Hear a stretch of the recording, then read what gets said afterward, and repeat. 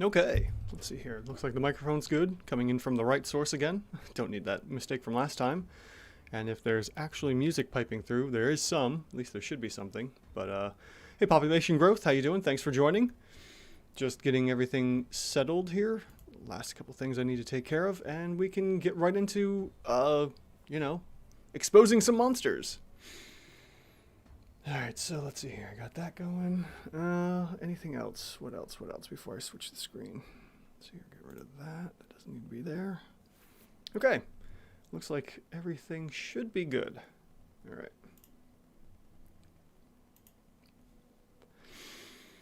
Alright, let's take a look at some monsters. And before we get into that, welcome to another live stream on this chilly Saturday night here, at least in New York anyways. Yeah, getting ready for Christmas. Wrapped a couple gifts there before the stream started with my wife. She's in the kitchen now, wrapping up some gifts for her daughter, my stepdaughter there, and whatever else she gets to. And with that, I'd like to show off the new feature that just got unveiled with the tool here. And actually, this is supposed to be the deluxe version now. Alright, so the tools have been renamed. So there's now the community tool, or the community edition, which everyone has access to. There's the standard edition, which is the same as the community one, just, has the reset button. And then we have the deluxe version. So this is now officially the deluxe, the deluxe one. And what is going on here with that CR? That's weird. What is...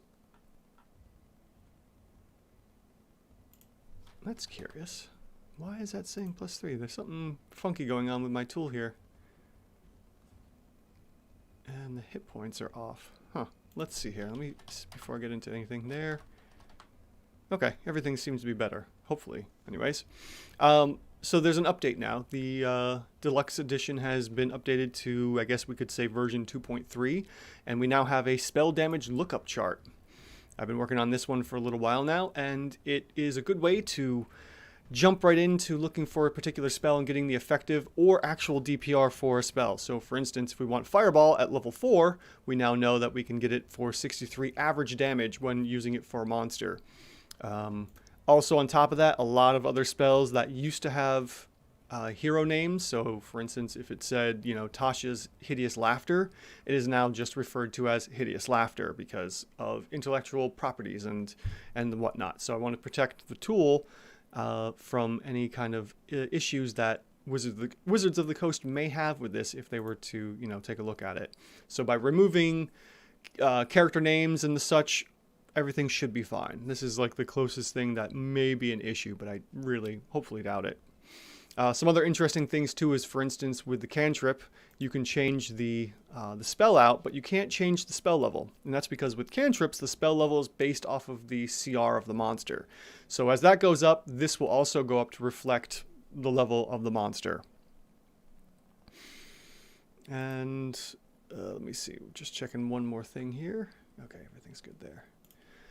So the other thing too is obviously at level 9, the spell level is, you can't go up any higher than level 9, but if you switch out the spells, to like Ravenous Void, you can get a general idea of how much DPR that'll be. This will get an update because of the recent post I did on Friday, showing off the average damages that I found from the book, so we'll have that to look forward to as well. So it's a nice little feature that the tool just got an update to, and is, not necessary for creating monsters, but it is handy if you need it. All right, and let's see here. With that, I guess we can get right into looking at some monsters. So, population growth. Do you have any recommendations? If you have anything, please let me know. I'd be more than welcome, or be more than happy to take a look at something. If Clawpaw is there as well, let me know. I saw him earlier. Hopefully he'll be back. And we can jump right into looking at some monsters here. So let's see what I got on my list. Yes, this was also from the the post here before, so I kind of kept that there. I'll move it around later on. Anyways. Oh, the cats. What are they doing? The Glabber Zoo, yes. We looked at the Glabber Zoo a couple weeks ago, actually. Yes, it is the spelling. Let me go to the studio there and we'll take a look at real quick search here. Yeah, we did it as a live stream a couple days ago. Price Diaz, hi, how you doing, Price? Thanks for joining the live stream. Let's see here, Population Growth was asking about the Glabber Zoo.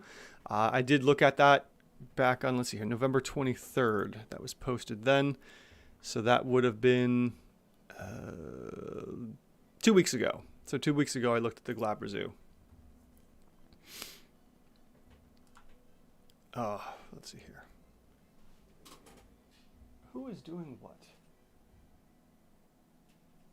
I hope that's a cat and not a mouse. All right, so let's see here. Price, do you also have a recommendation for something we should expose live here during the live stream? Population Growth had asked for the Glabber Zoo, but I had already looked at that a couple weeks ago, and I have the recap there. So I would recommend looking at watching that. Helps out the channel immensely.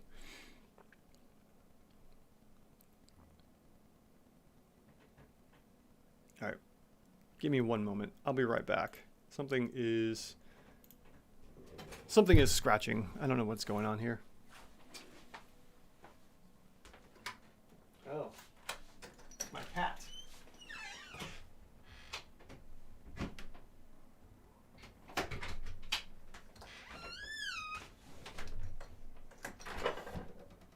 There you go, Pumpkin.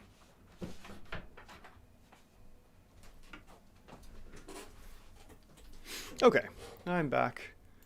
It was my cat Pumpkin. He's really the only cat that goes out full time. The rest of my cats primarily stay indoors. I have another female that goes out occasionally, but other than that, she doesn't really go out too often. Pumpkin's the only one. He goes in and out like crazy. All right, let's see here. What have we got? Dragon Blood Ooze and the Nalfashine. Nope. Nalfashini. Yeah, let's take a look at both of those. Dragon Blood Ooze. Let's see, where's that one from? Dragon Blood Ooze. That's from Fizzbands. Okay. I don't have Fizzbands' book yet, so I have an outside resource that you'll just have to bear with me while we take a look at the Dragon Blood Ooze then. Crow Zero, welcome to the channel. Thanks for joining the live stream. How about trying to calculate what would be the CR of the Epic Dragons of D&D 3.5 in 5e?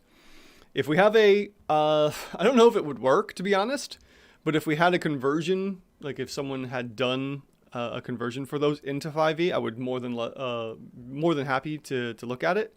And I don't have any resources for 3.5 handy, unfortunately. But if you have somewhere you can point me to, Crow Zero, I would definitely look at it and see if it even works. That would be interesting to see. I could always look back. I don't know where. Hopefully it would be in the 3.5 Dungeon Master's Guide there. But for the time being, let's take a look at the Dragon Blood Ooze that Price had suggested. And like I said, I don't have a resource on hand to show you in this field here, so just bear with me while I call it out. It's on page 182 of the book if you have it. Time Dragon, Prismatic Dragon, and Force Dragon Great Worm. Let's see here.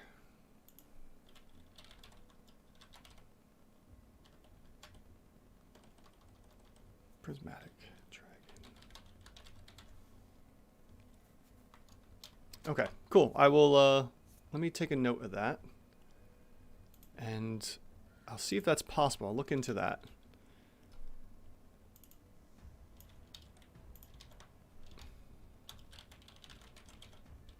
All right, cool.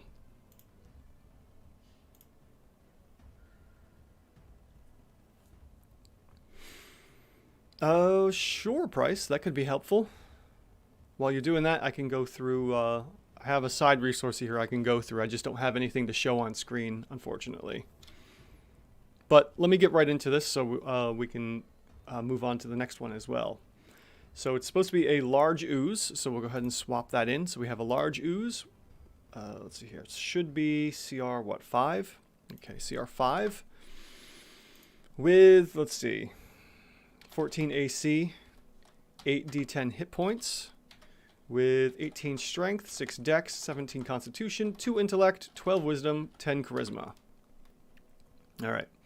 After that, the Dragon Blood Ooze has the following. Let's see here. A couple skills, which doesn't matter. We have acid, cold, fire, lightning, and poison for damage resistances. God, I cannot say that fast. So we'll go ahead and put that in to give our monster an extra 50% hit points. And then we have condition immunities, senses, languages, and as I said before, CR5. So the rest of that doesn't matter, just the damage resistances for the Dragon Blood Ooze. After that, we'll move into the monster traits now that we're done with the skills area. And we'll see that the ooze has amorphous. The ooze can move through spaces and such that are an inch wide without squeezing. That doesn't help with the CR, so that'll be no, what's the word I'm looking for? Yeah, it doesn't affect the CR. There we go. And then also the Dragon Blood Ooze has Spider Climb. This also has no effect on the CR whatsoever. So we can actually skip through all of the monster traits and just move right down into the attack actions. So we'll see for the Ooze, we have a multi-attack. The Ooze makes 2 pseudopod attacks. The Ooze can replace 1 pseudopod attack with its slime breath if available. All right, and we have, let's see here, +7 to hit with the pseudopod. And we use whatever is going to happen most often. So in this case, more than likely pseudopod, well actually pseudopod will be generally there because the slime breath only recharges on a 6. So we should only see this once, the slime breath once every 6 rounds of combat, in theory. Depends on how you roll. So with our first couple attacks, let's see here. Have you got a Discord or something I can send it on? I don't have a Discord. I mean, I have Discord. I just don't have a personal Discord for the channel set up. That's one issue. If you want, you can email it to 8-Bit Monsters. Let's see here. 8-Bit. 1 second. Let me get it correct. Nope.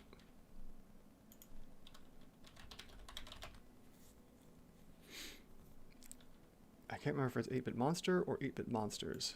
I think it's... Yeah, okay. 8-Bit Monsters. Yeah. Email it to that and I can get it really quick that way. A funny thing is it can grapple an unlimited amount of creatures. That's going to be handy for the monster for sure. Crow Zero, the information of the time dragon can be found in the PDF fast in Google, although I do not know if that works for you. Yeah, I can take a look at that once we get done with the second monster here. I'll see if I can pull up something quick. If you wanted to population growth, go right ahead. I don't mind. I don't use it too terribly much. Myself, I do have, like I said, I have my Discord name. I just don't go on all that often. I like connecting with people that way. It's just, I don't know. It's good. It's a great tool and probably something I should have set up a while ago, but you can definitely, if you want to, population growth, go right ahead. All right, let's see here.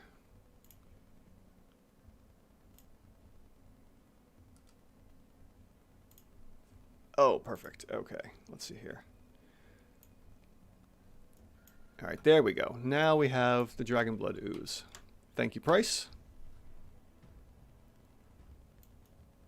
Oh, come on. It's not giving me... I hate it when it does this. And does anyone else's Windows 10 do this nonsense? There we go.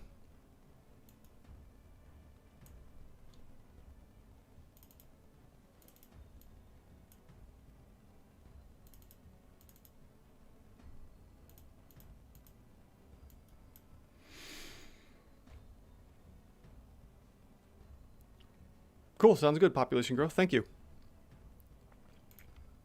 All right. So, as we see, I've gone through all of this stuff here, and there's not a whole lot going on. We're going to take a look at the pseudopod now for the Dragon Blood Ooze to see how this comes out with the attack. So we have, let's see here. We got one target dealing 9.10 or 9.5 points of damage. So we'll go ahead and do that. Let's see here, to a D10, and then strength for +4, so we're getting 9.5 for the pseudopod, with an additional 14 points of acid damage coming from 4d6. So that works out perfectly fine. And if the target is a large or smaller creature, it is grappled. Until the grapple ends, the target takes 7 acid damage at the start of each of its turns.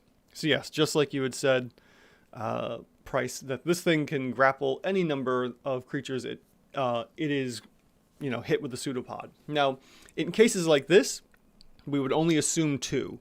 And we only assume 2 because generally the average group size is going to be about 2 or 3, 3 to 4. And with that, you would probably only expect upwards of 2 to be close enough for that. So for the pseudopod, I'm going to suggest that we give it +2 effective AC with this little extra set here.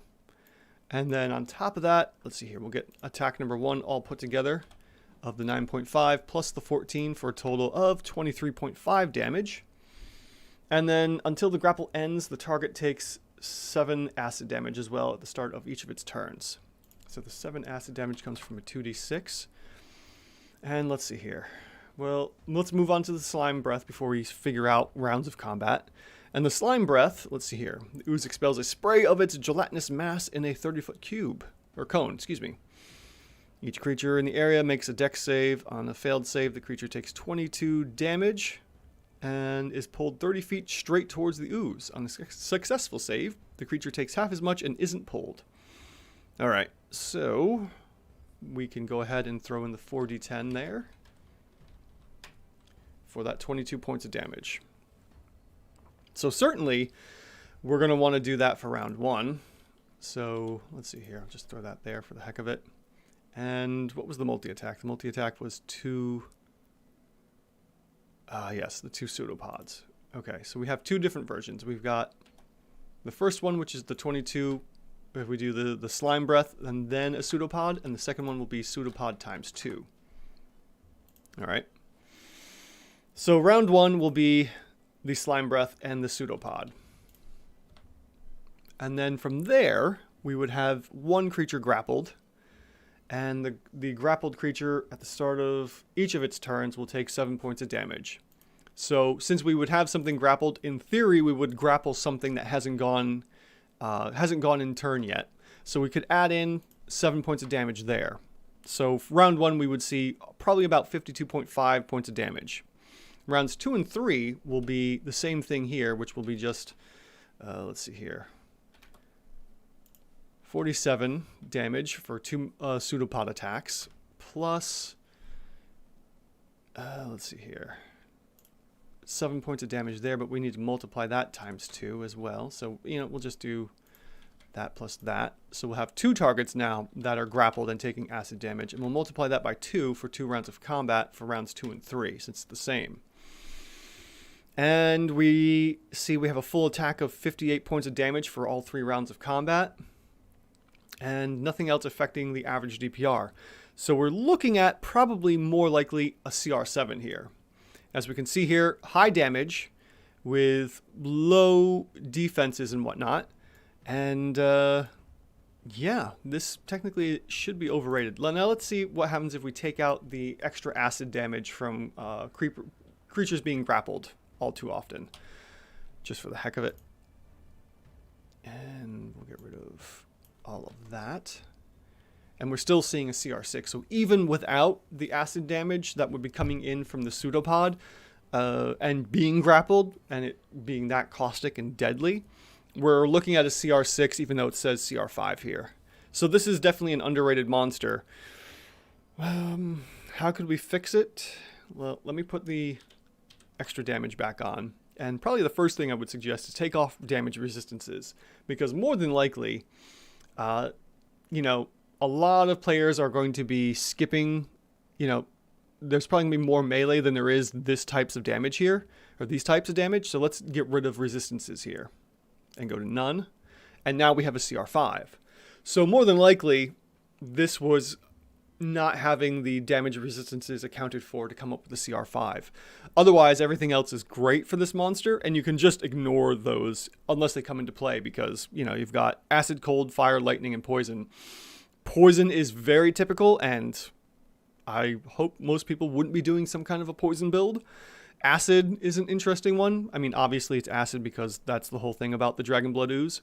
And then on top of that, we have our traditional, you know, Cold Fire and Lightning for magic users. And generally speaking, I would only expect 1, maybe 2 players in the group to be wielding magic. So, you know, a sorcerer, warlock, wizard, druid of some form, or some of the other subclasses that dip into schools of magic as well. So there we have it. Balanced, even rated at CR5, provided we ignore damage resistances. Otherwise, we could be seeing as high as a CR7 if your group has that unfortunate occurrence there. All right, so let me go ahead and take a note of this. And let me see here. Fizzbands. Dragon Blood Ooze.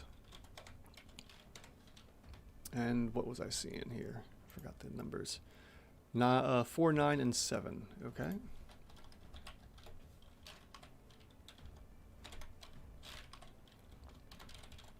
Underrated. Quick fix is ignore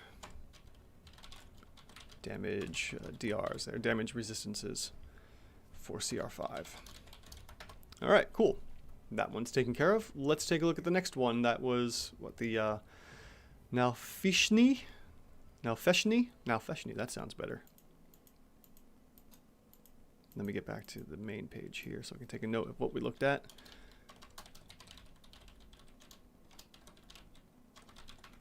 And then we had the Nalfeshni coming next. All right, let's see where this one's coming from. Nalfesh.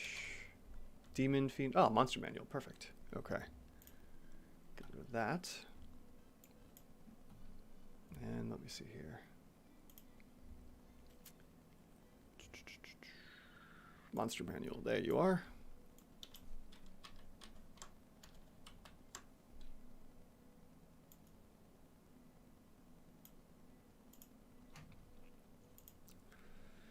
And this one is hiding on page, let's see here, page 62. All right. So that should be 63 here. Okay. That's a interesting looking fellow. So the Nalfeshni. Let's see. One more time. Got that all squared away. All right.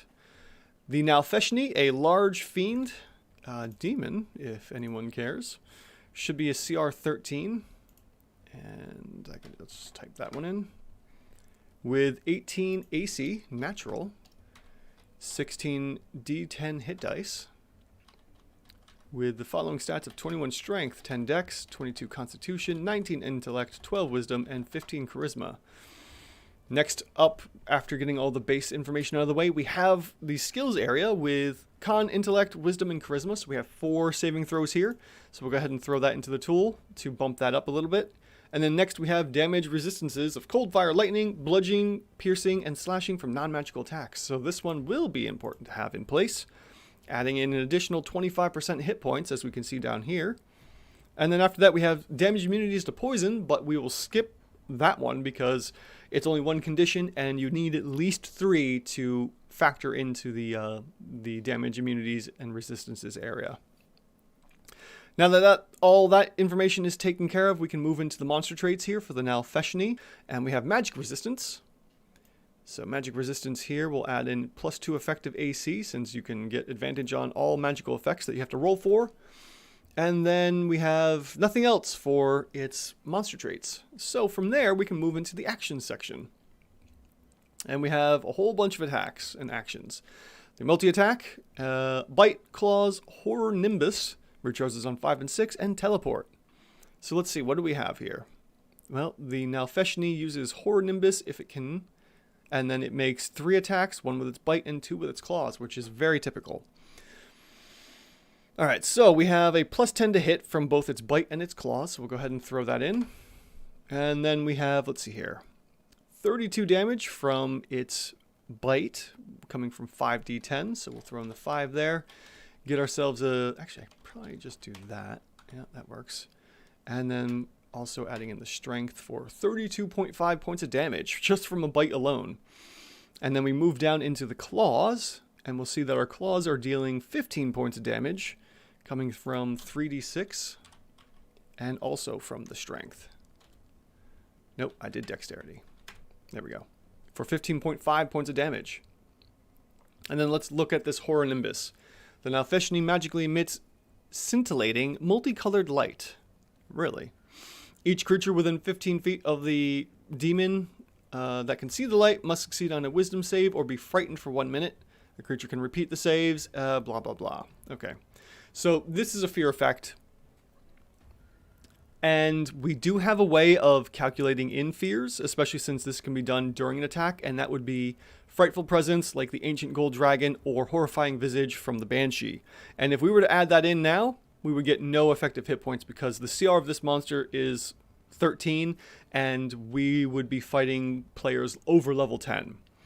So we don't have to calculate that in because players generally have ways of breaking fear, so that's why we don't have to worry about Frightful Presence from the Horror Nimbus.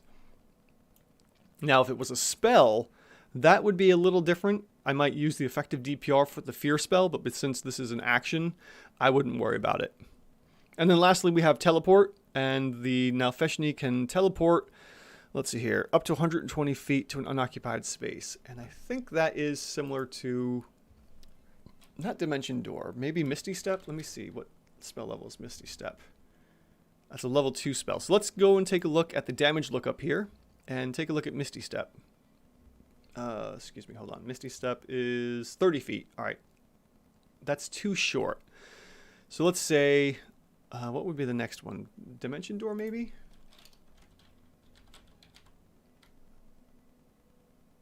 Dimension Door is upwards of, 500 feet. That's too high. There's one I usually like to use that's a little in between these two, and I can't think of what it might be. Let's see here. Was there one? I don't think it was Blink. Was it Blink?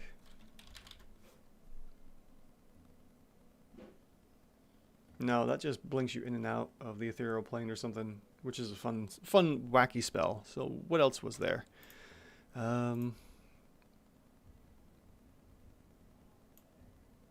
Let's see here. Daylight. Scanning through these spells real quick to see if there was a spell in the level 3 range that lets you teleport in a way, because I cannot think of it off the top of my head.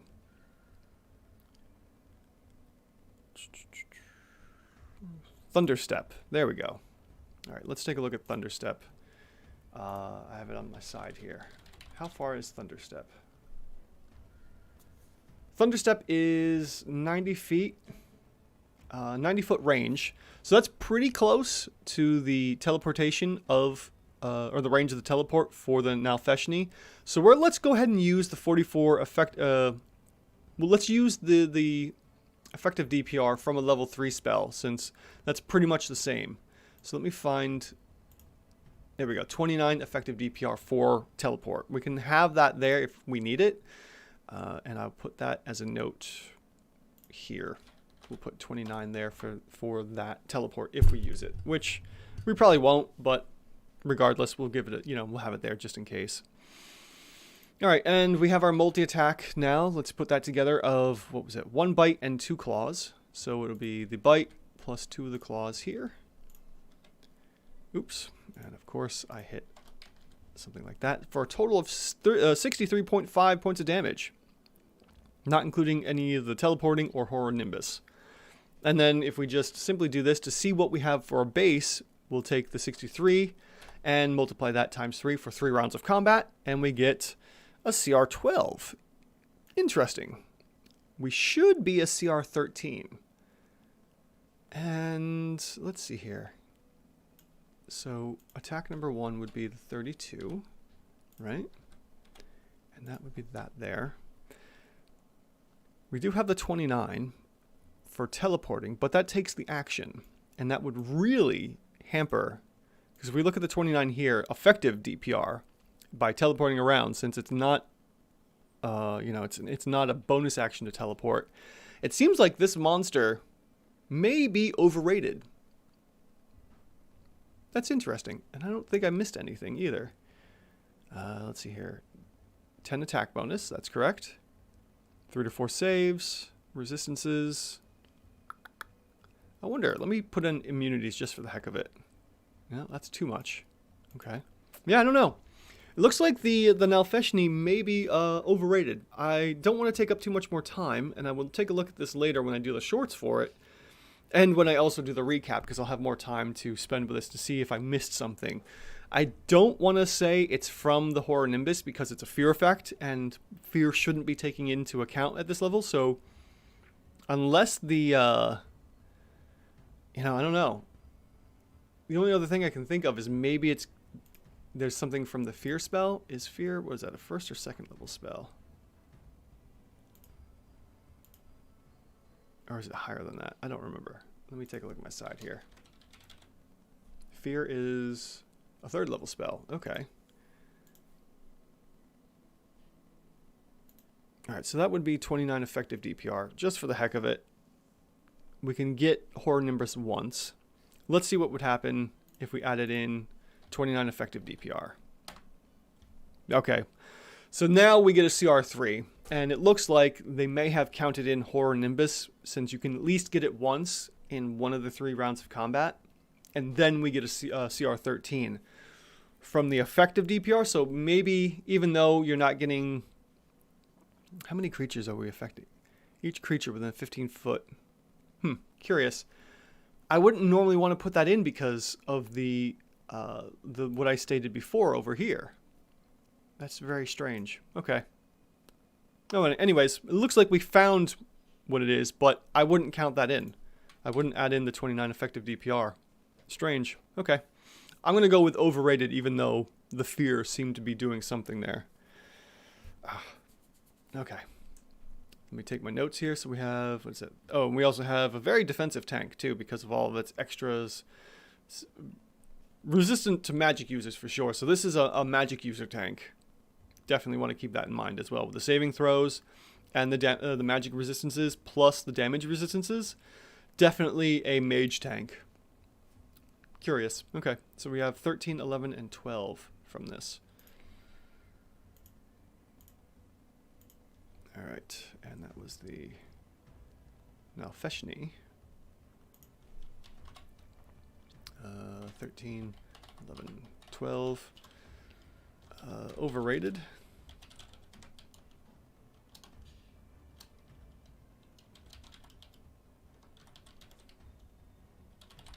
Fear EDPR brings this up to CR13.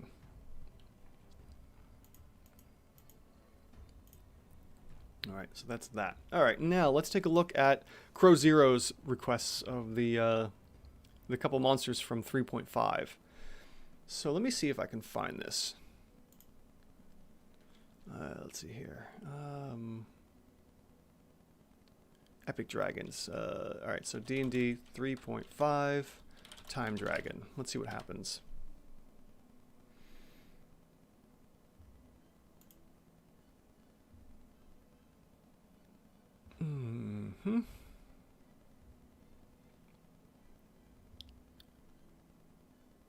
Okay, we've got special abilities.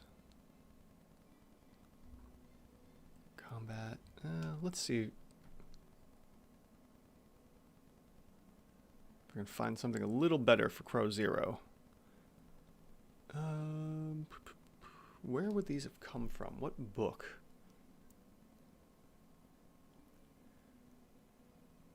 Oh, okay. Let's see if... Alright, let me try that out then. Time Dragon PDF.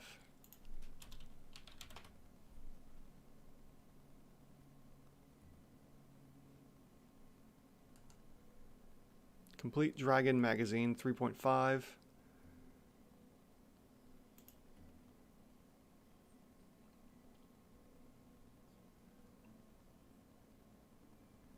Yes, Price. I can definitely look into that one as well.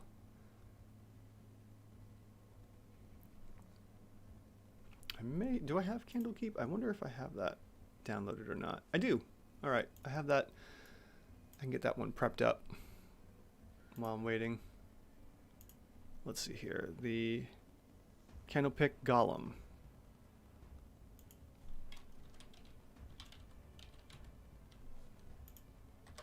Canopic? Maybe it's Canopic.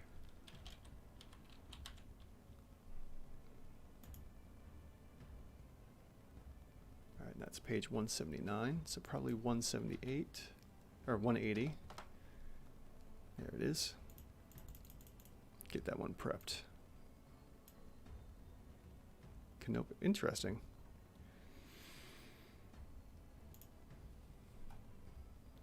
And let's just go to Google as well.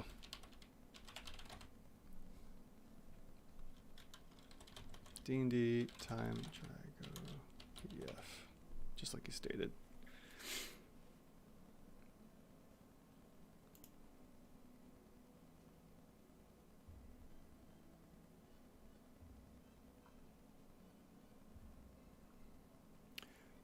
Crow Zero, is this the proper stuff? Yeah, it looks very similar. Treasures, sample, time dragon. Oh dear. Oh, okay. Ooh.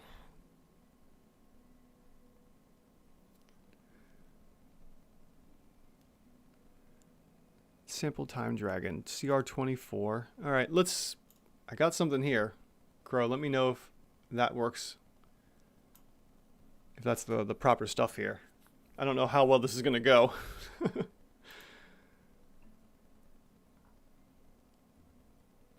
I don't even know what I just downloaded.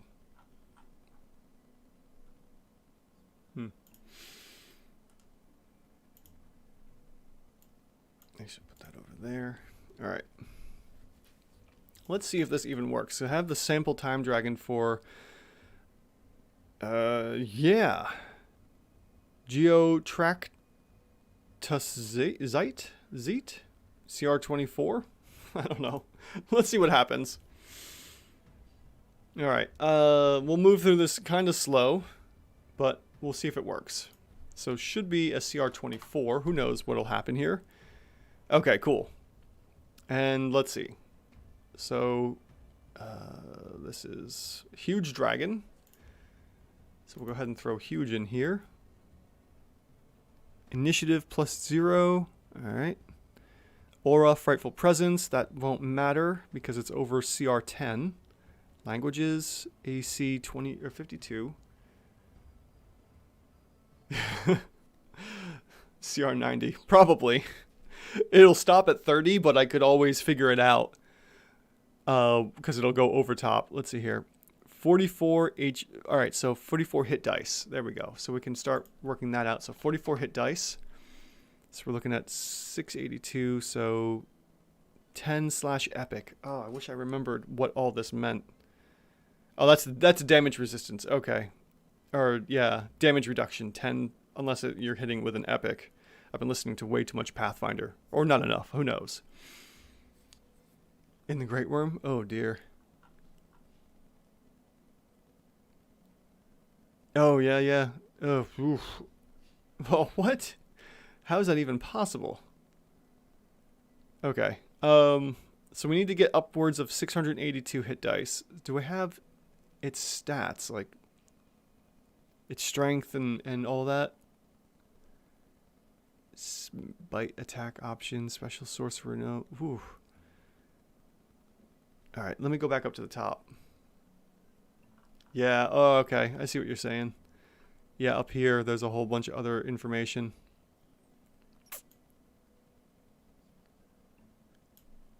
All right, let me widen this a bit because of the silly how I have this set up. All right, so, okay.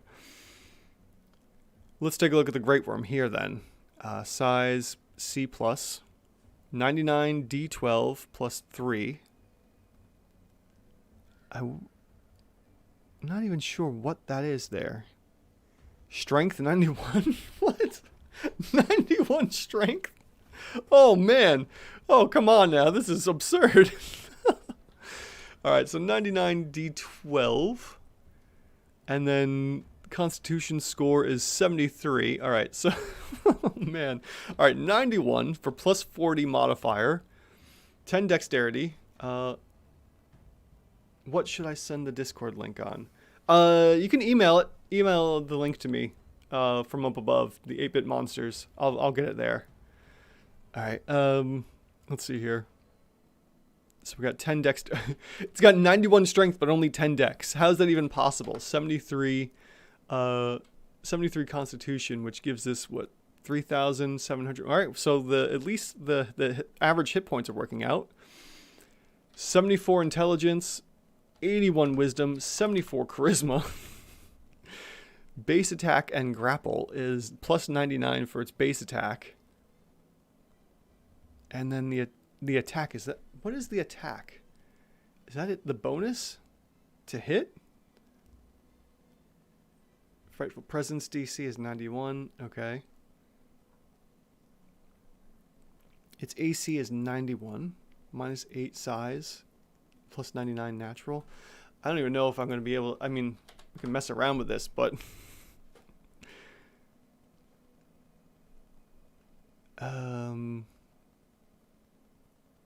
Right. Where do I go from here? Let's see here. Fort will all that. The breath weapon DC is only a 12. Wait, 1290. I don't even. What does that mean? I don't remember. Oh man. Great Worm. 100 fly speed. Initiative 0. AC 91. Yeah, it is. I'm seeing that, Crow Zero. I don't know how much longer or further I'll be able to go with this. CL, SR, and CR. I don't remember what all that means, unfortunately. All right, so the CR... yeah, okay, so the CR is 90. Spell resistance, I think? I don't remember what SR stands for. TJ's Chess, thanks for joining up for the live stream. Really love the videos, very helpful stuff. I've only started watching recently, and I'm sure you're going to blow up even more. Thank you. That is hopefully the idea.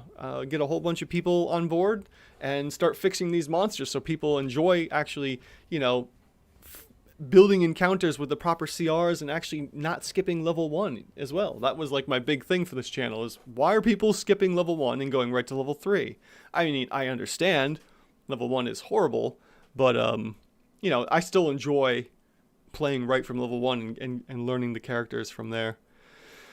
Crow Zero, I wish I could do more. I don't know what else to do, especially since the Sample Dragon, I mean, I could try and go off of some of these attacks and whatnot, but I would just be basing it off the rest off of this. Like, the feats, Awesome Blow, Cleave, Flyby Attack, Great Cleave. There's so much here that, I mean, already the defenses alone, we've hit CR 30. So I would expect it to also be CR 90 as well. There's just nothing I can do here. I'd have to see how, I'd have to review everything about 3.5 and then trying to apply it to 5e. It's fun. This is quite a nasty dragon, obviously. I just don't know what to do with it for the tool here. I can only go so far. So for the time being, Crow Zero, I'm going to have to move on to some of the other 5e monsters. Because this one, yeah, I mean, right here, 91 strength, that's insane. You know, when we look at the similar dragons, like the Great Worms that just came out for Fizzbands, they don't go much higher than 30 themselves. So, you know, Bahamut and Tiamat, they cap at 30.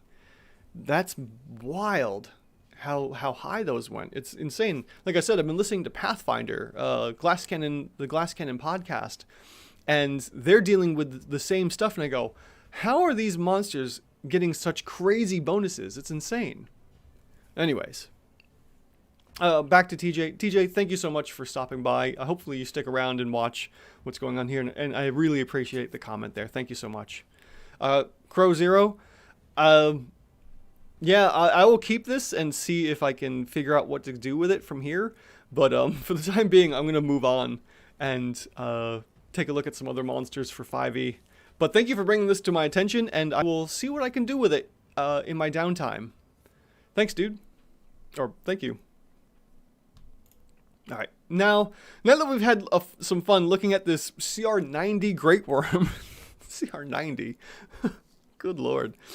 Let's take a look, step back into the Candlekeep Mysteries here, and take a look at the Canopic Golem.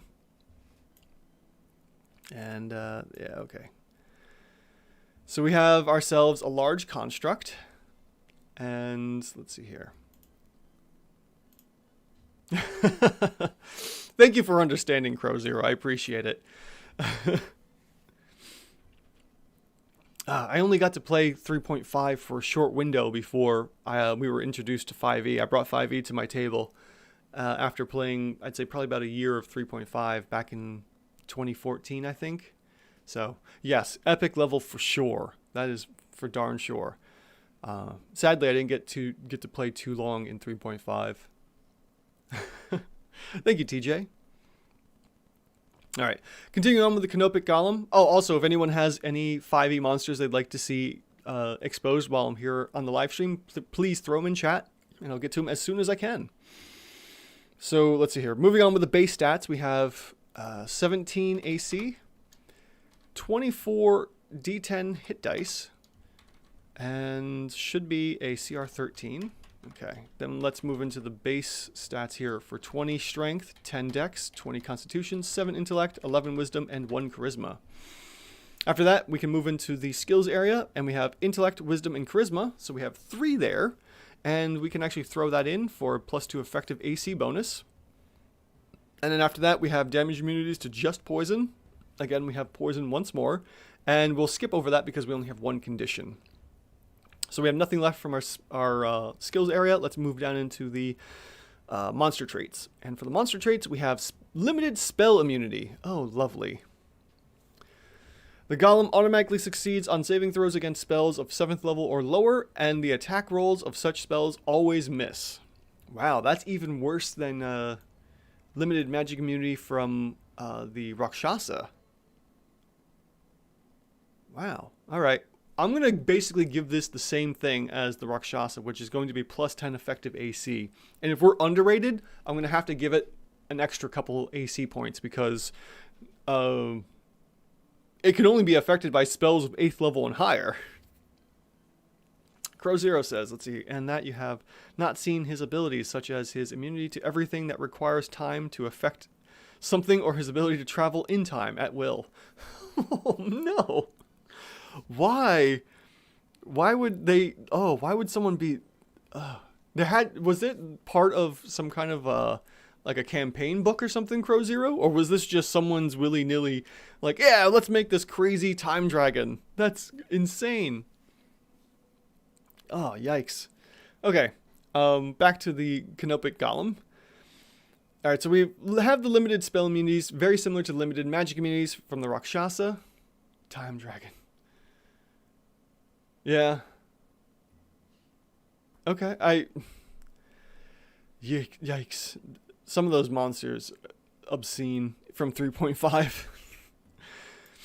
Next we have unusual nature, and the Golem doesn't require air, food, drink, or sleep, so we can skip over that. There's going to be no effect from unusual nature. And then we have our actions and reactions. So let's see here. We'll just jump right into the reactions real quick. Spell deflection. In response to a spell attack missing the Golem, it causes the spell to hit another creature within 120 feet of it. So there's really going to be nothing we can use to calculate this because it's based off of random spells that could be hitting it, and it would have to be somewhere between 8th and 9th. I mean, we could, in theory, use the averages from 8th and 9th for the effective DPR and go from that. Let's see here. 65 is our effective DPR, roughly, for level 8, and our effective DPR for 119 is 111. So let's see here. 111 plus 65, divide that by 2. We're looking at roughly 88 potential damage for spell reflection. I'll keep that in mind and see what happens from that one.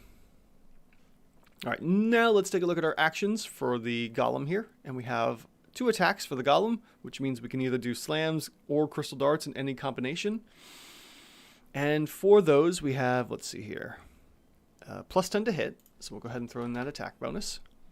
And then after that, we've got 27 for force damage for the slam, so that would be 4d10. And that was probably strength, right? Yeah. And then the crystal dart is going to be, let's see here, 2d8. And that will be also, looks like it's going to be strength. Yeah. So we've got 14 there and 27 for the other one. And we can do any combination of the two. So right off the bat, the multi-attack, the best multi-attack we want for this is going to be from the 27. And then because we don't really have anything else going on for this monster, it'll just do that 3 times. And let's see what we have here. Well, we have a CR 14. And that's with the estimate for limited spell immunities, because there's no real easy way to gauge this ability. And I even have a marker here saying this is an experimental feature. It was extrapolated from reviewing the Rakshasa video, which had the same ability, or same effect. And I basically just put in all the information and then added in effective AC until I got something close by. So CR 13 is probably correct. If we were to use the effective spell damage as well, let's throw in that because we're looking at roughly 88 effective DPR. So let's see what happens if we throw this in, just for the heck of it. Okay, so if the Canopic Golem is spell reflecting level 8 or 9 spells that are dealing damage, we could see this go as high as possibly CR 20. Why? Why do they have these types? Oh, man. I mean, I understand why they have these types of things in here. It makes games more interesting. I just wish there was a better way to figure out how to deal with these types of things. Anyway, so possibly we could see as high as CR 20, but more than likely we're looking at probably a CR 14 for this, and it's slightly underrated. All right, let me go and take a note of that. I'm just going to take the note of the CR 14. Because who knows, spell reflection may not, or deflection may not even come up. Let's see here. The only thing we know about these dragons is that they do not like other creatures. When they reach old enough to move freely in time, they go 2 times where there is no life either at the beginning. Yes. That, okay. Well, yeah, that's the best way to survive as a dragon, especially if you can control and manipulate time. Just go to the beginning where there's no threat. Makes total sense, to be honest. All right, Canopic Golem. Let me take a note of that. And if there's no other recommendations, we still have a little bit of time, and I'd like to get in maybe one more monster here.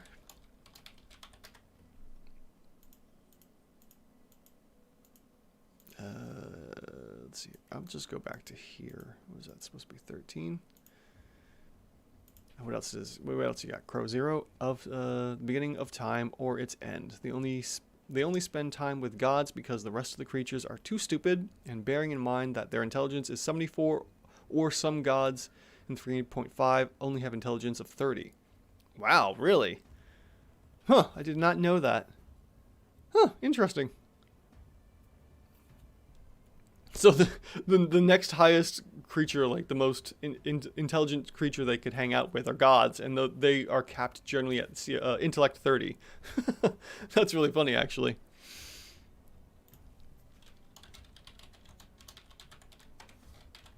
Let's see here. So what did I find for the Canopic Golem?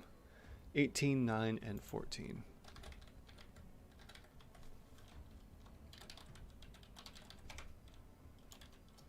Could be as high as CR 20.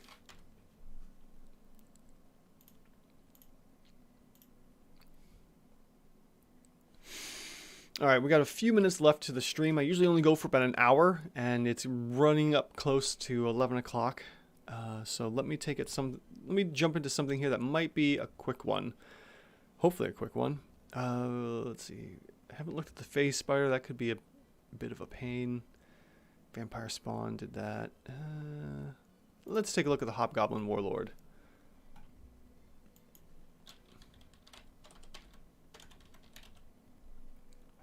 Hobgoblin Warlord is on page 187.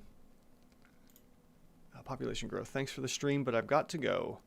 All right, population growth. Thanks for hanging out. I appreciate it, and also setting up the Discord. I appreciate that as well. Super handy.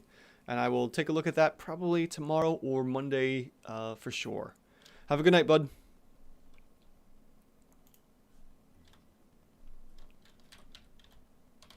All right, Hobgoblin Warlord. 187, so that'd be 188. Oop, 188 there. All right, so now we can take a look at the Hobgoblin Warlord. And we'll finish off the stream with this. Crow Zero, these dragons will have the second highest intelligence published behind the god Thanatos with an intelligence of 99. Not too far off, especially after what I saw there. From the, what was it, 91? Oh, 74, okay. Wow. Man, so okay, so some of the gods could really jump around in their intelligence scores and all their scores in general, I'm sure. All right, so our Hobgoblin Warlord. Medium humanoid with, let's see here, 20 AC from plate and shield. Should be a CR6 with 13 D8 hit dice. Hey Clawpaw, sorry to see you pop in at the very end here. We are looking at the Hobgoblin Warlord, and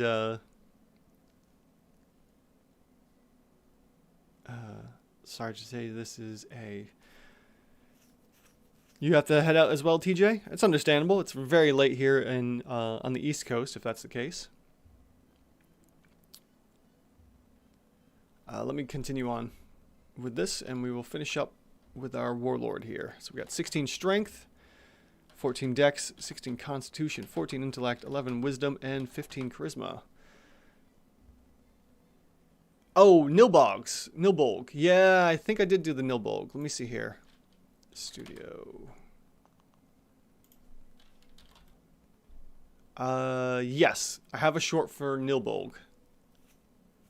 I think I spelt it wrong. Let me just make sure I didn't spell it wrong. Yeah, I have it. It's right here. It's a shorts. Very fascinating. I don't remember how it turned out, but it's there. Okay, let's see. If that's the one you're talking about, TJ. Hopefully that's the right one. Sometimes I miss some of them. Okay, looks like that's the right one. Cool. All right, let's see here. Where was I? Strengths. Okay, so skills area. We have 3 saving throws. Oh, that's... Oh, wow. I did not pick up on that. Goblin backwards. Oh, man. That makes so much sense. Okay. Wow. Right over my head on that one. So our Hobgoblin Warlord has 3 saves, which will give it +2 effective AC, and we also have Martial Advantage. And luckily we have that over here, so we can tick that in. And they can, let's see here, once per turn, the Hobgoblin can deal an extra 14 damage to a creature. So we'll go ahead and add that in for 14 extra damage on its turn. And after that, we have a multi-attack, where it makes 3 attacks. Alternately, it can do 2 ranged attacks with its javelins.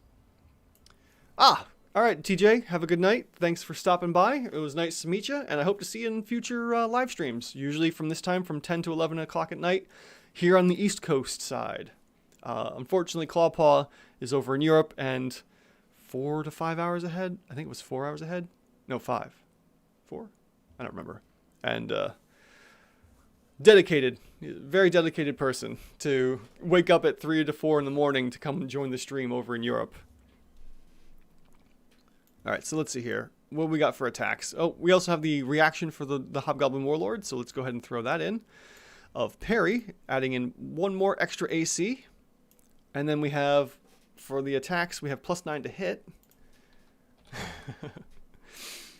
And also we have Longsword, Shield Bash, Javelin, and Leadership.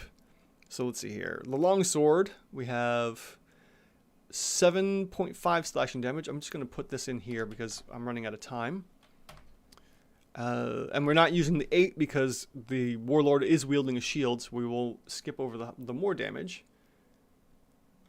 Yeah, I know. It's unfortunate, but these things happen. Sleep apparently was more enticing, which is perfectly fine. I'm going to be going to sleep pretty soon myself after this. We have a shield bash, let's see here, of 5.5 damage. If the target is large or smaller, it must succeed on a strength save or be knocked prone. I'm not going to worry too much about the prone, because usually, you know, it may not necessarily could be taken into effect. The javelin, let's see here, the javelin will be dealing 6.5. And then leadership recharges after a short or long rest. 1 minute, the hobgoblin can utter a special command of warning, and let's see here, the creature can add a d4 to its roll, provided it can hear and understand the hobgoblin. Alright, so we don't have to really worry about the leadership because it's not helping out the warlord. So let's go back over here to the 3 attacks it can make, and those 3 attacks should be coming directly from the longsword. So we'll go ahead and multi-attack that out for 3 attacks. Or you could also throw in a shield bash if you wanted to send him prone, which could help for advantage. But we're not going to worry about that. We're just looking for raw damage here to see where our CR lines up. Because right now we're already looking at a CR6 alone, and we haven't even added in damage. And luckily, the CR doesn't jump too much higher. Oh, Crow Zero, you're from Spain. Yeah, I could see why you'd be wanting to head on out. All right, buddy. Thank you for stopping by and for showing us those insane dragons, the time dragons from 3.5. Like I said, I only played for a short time, so I didn't get a chance to see them. But thanks for stopping by, and I hope to see you in future live streams if you want to get up at 3 to 4 in the morning. All right, so our Hobgoblin Warlord appears to be a CR7 with everything that's going on with the martial advantage, the parry, and just using the longsword on its own already. So let's see here. If we were to switch this up real brief with 2 longswords and a shield bash, what would we be doing here? So we'd be doing that and a shield bash as well to get prone, which could also give us advantage. So if we do that, times that by 3, we're still getting a CR7. Yeah, Time Dragon from 3.5 Clawpaw. It was pretty nasty to take a look at. You know, 99 D12 hit dice with a Constitution bonus of 73 and a Strength score of 91.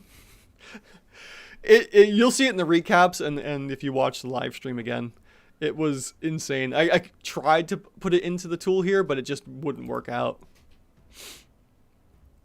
All right, so to end off the stream here with the Hobgoblin, the Warlord, it looks like this is an underrated monster. Let me try one more thing here. Let's take care of parry. Okay, if we get rid of parry, then we have a CR6. And let me go back to the 3 longsword attacks as well. Times that by 3. Yeah, so the quick fix for the Hobgoblin Warlord is to get rid of parry. But he's a Warlord. He should be able to parry.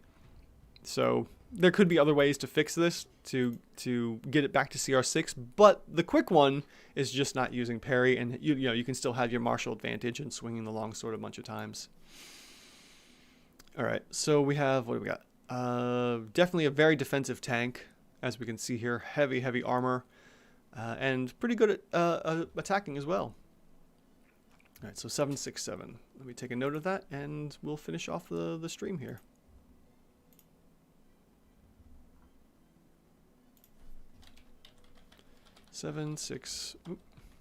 67, right. Underrated. Quick fix. Ignore. Parry. Okay.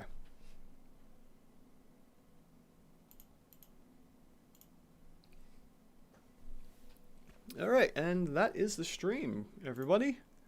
Nope, I don't want that. I want this. Thanks to everyone that stopped by for the live stream tonight. There was some new faces, which it was really great to see. Thank you for everyone that stopped by. Let's see here. That was Crow Zero and TJ's Chess. Some new faces, which was nice to see. Clawpaw, thanks for stopping by. To, you know, hey, you made it. that's all that matters. You still made it even though you overslept. That's not a big deal. Everyone needs sleep. And population growth, he was there at the beginning as well. And Price Diaz, thank you for stopping by. I appreciate everyone that comes by, chats with me while we're looking at monsters and seeing what happens here. All right, then. And with that, I've been Andrew, and you've been awesome for coming by to the live stream or watching this at a later date. Thank you so much for whatever you do to contribute to the channel. And this is me asking you, are your encounters even rated? Have a good night, everyone, and I'll see you next time.